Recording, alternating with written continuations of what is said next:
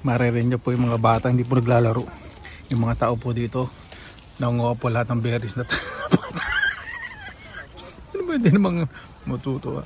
Eh, siyempre ako naman po mababa po talaga kaligayahan ko. Di ba?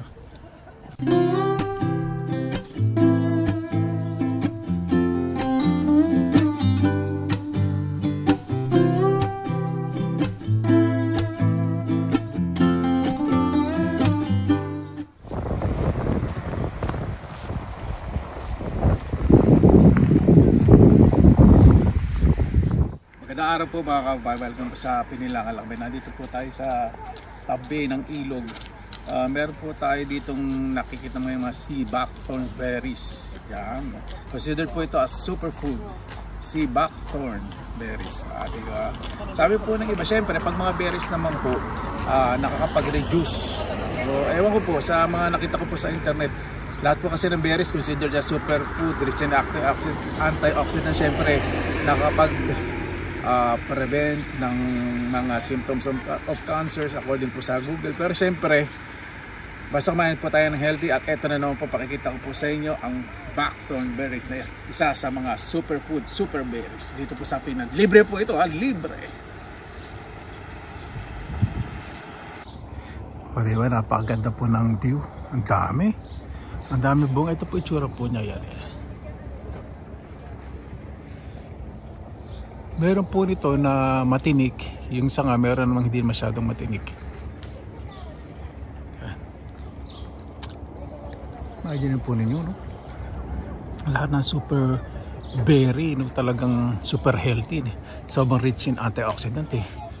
Makakuha po lahat dito sa Finland. Imagine po ninyo.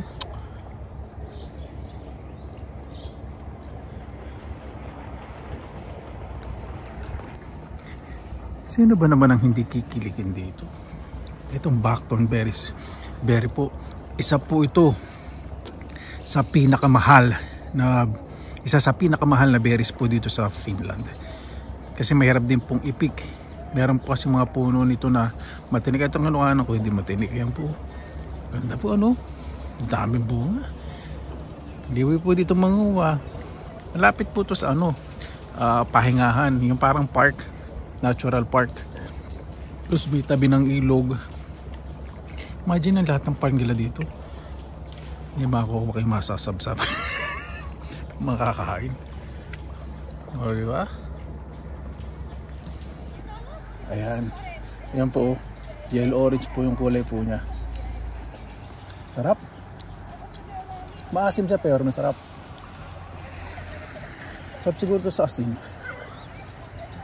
Dami. Ayun po, isa pa ito, napakarami.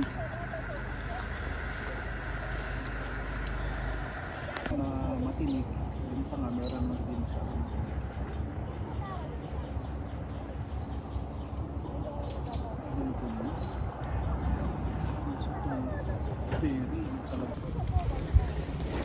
Sino ba naman hindi kikiligin ng puwet ganito ang makukuha nyo dito kahit saan kayo pumunta? O di ba? Napakasarap po nitong berry na to. Ano po siya, eh? Lasang santol. Kaya lang berry siya. Kaya lang nasa puno. Hindi naman masyado malaki puno. Yung puno niya parang puno lang na aratilis. Dami. Wala ko dalala lagi. Nagawi lang po ako dito. Kasi dati every year nanguha po ako dito. Nawala po sa isip ko. Eh nagawin po, sabi ko, tingnan nga natin, sabi ko sa mga kaibigan ko. Ayan o. Diba? Ayan po o. Grabe po, ano?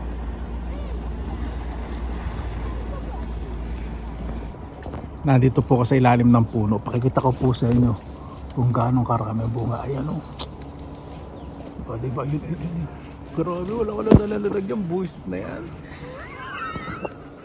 Napakarami. Ba yan? Ay nako, sarap pa naman itong benet nyo. Gawin jam, nako po. Palaman sa toast bread. Nako, toasted na bread.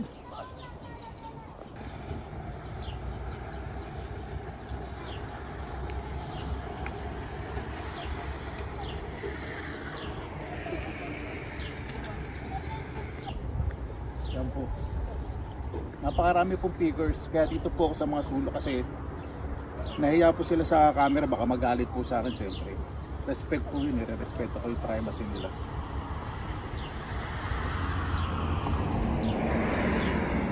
Wala akong dalang lalagyan.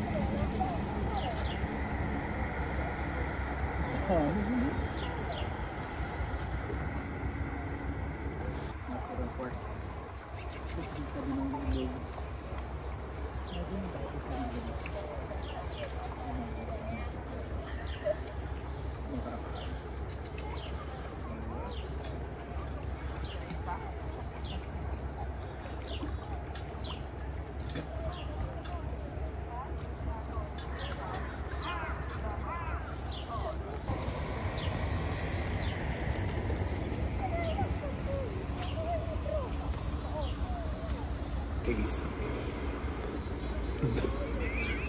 wala akong dalang-lalagi. Nagawin lang po ako dito.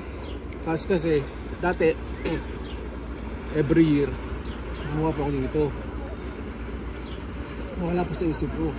Yung nagawin po, sabi ko, tingnan lang natin. Sabi ko sa Marilyn ko, ayun o, diba? Ayun po o, diba po ano.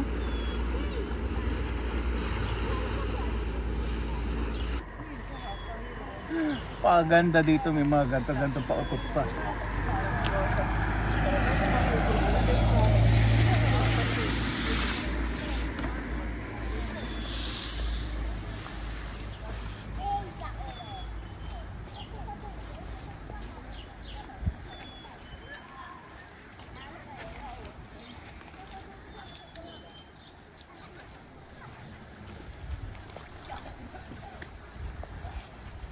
Dami.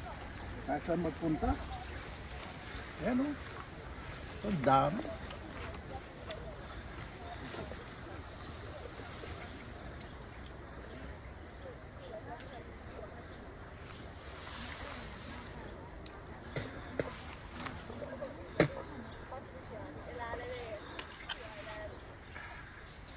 Hop. Mahilig po kasi ako sa maasim eh.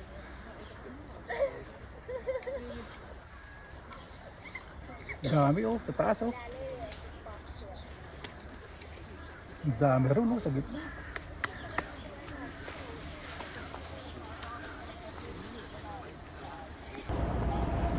Ayan po, makikita po ninyo. Napakarami. Di ko alam kung anong kukain. Ito dami, grabe.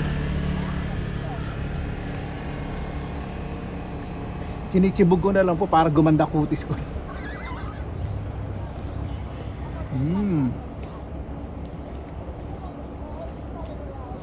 Sarap.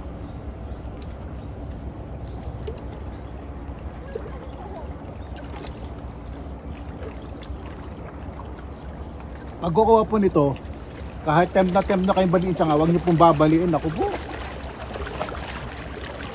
Ayun po yung tinatawag na ethical foraging. Ibig sabihin, respeto po ninyo, maiwanan po ninyo, hindi iniisip yung sarili lang ninyo. Di ba? Sarap.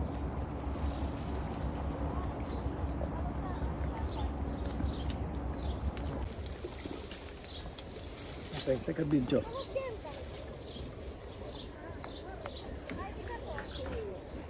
Ayan. Ito. Ito ko po sa inyo mga sanga. Ang daming bunga oh. Ito. Yan. Ang dami yun oh. Napakarami.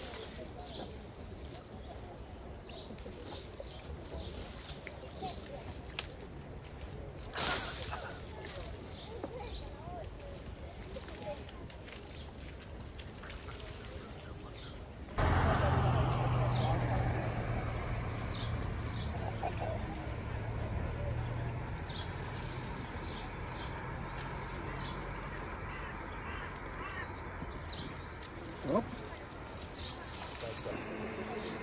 Siguro yung puno po dito ng buckthorn berries. Napakarami po eh. Siguro itong puno po nito mula dito sa gilid ng ilog doon. Mga 100 pieces po, may higit pa. Kaya napakarami po napupunta dito kasi napakamahal po talaga nito sa mga shop, sa mga tindahan. Sobrang mahal. Itong fresh, yung juice nito napakamahal lalo. Yung jam, yung juice mas mahal kasi walang halo asukal. Yung jam may konting asukal eh. Kasi santol talaga.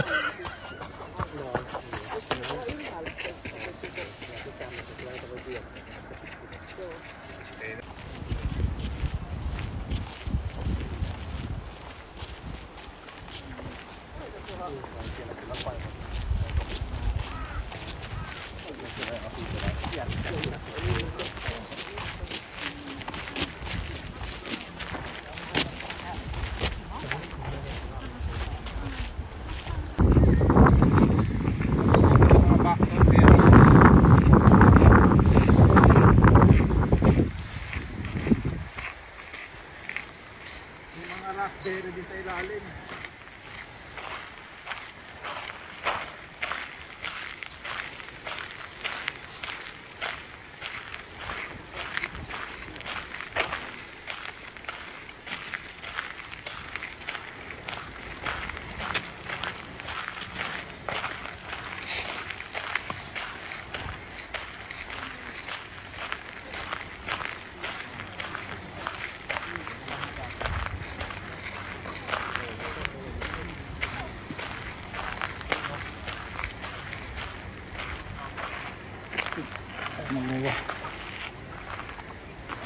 Marami din po dito nagfi-fishing.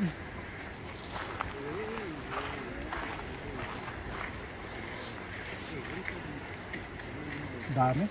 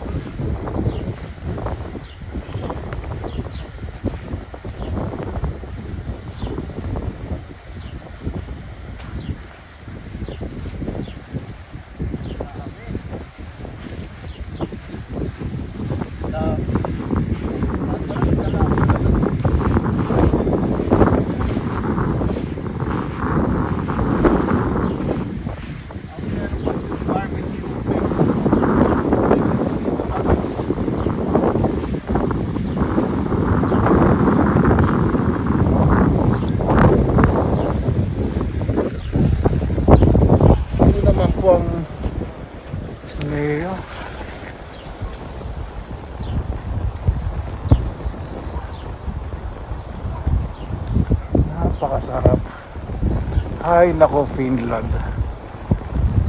Ay, sana lahat matutunan ng disiplina po, ano? Po talaga kailangan natin ng disiplina po, parang awa na po ninyo. Para magkaroon po tayo ng ganito. Ganyan po sila na respeto. Nakita po yung mga nilakaran po natin, yung isang plastic na dumi sa daan, wala po kayong makikita. Mataas po respeto nila dito sa paligid, sa kapwa, saka disiplina. O, diba?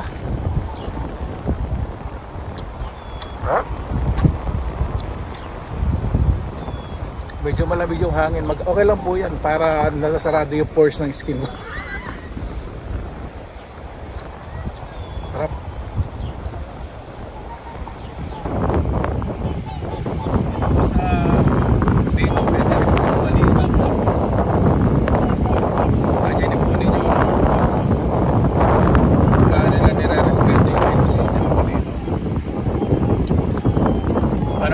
Maraming salamat po sa inyong oras sa ila sa Manila, Kalampay. Ay, naku, pagbalik ko dito, dadaan na